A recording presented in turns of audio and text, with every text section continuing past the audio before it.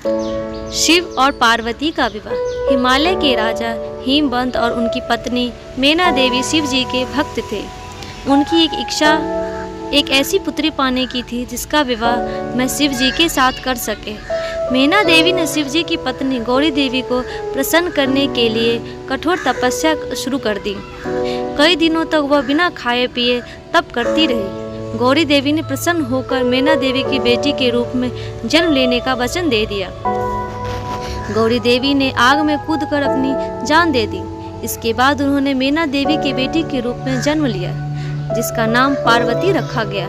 पार्वती ने जब बोलना शुरू किया तो उनके मुख से पहला शब्द शिव ही निकला।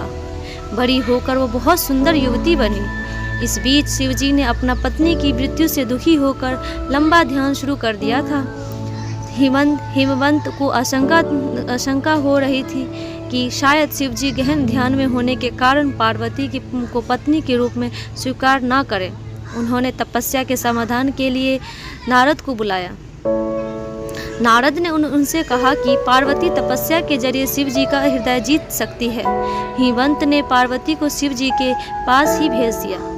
पार्वती ने दिन रात उनकी पूजा और सेवा की। शिव जी पार्वती की भक्ति से बहुत प्रसन्न हुए, लेकिन उन्होंने उनकी परीक्षा लेने का निश्चय किया।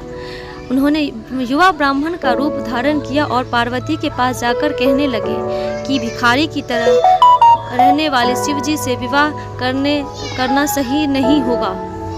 पार्वती यह सुनकर बहुत क्रोधित हुई। उन्होंने स्पष्ट कह दिया कि वे शिव को छोड़कर और किसी के साथ विवाह नहीं करेंगे। उनके उत्तर संतुष्ट होकर शिव अपने असली रूप में आ गए और पार्वती से विवाह करने को तैयार हो गए। हिमवंत ने धूमधाम से दोनों का विवाह कर दिया। आपको हमारी स्टोरी कैसी लगी प्लीज़ हमें कमेंट करके ज़रूर बताएं और लाइक शेयर और सब्सक्राइब जरूर करें। Please, thank you.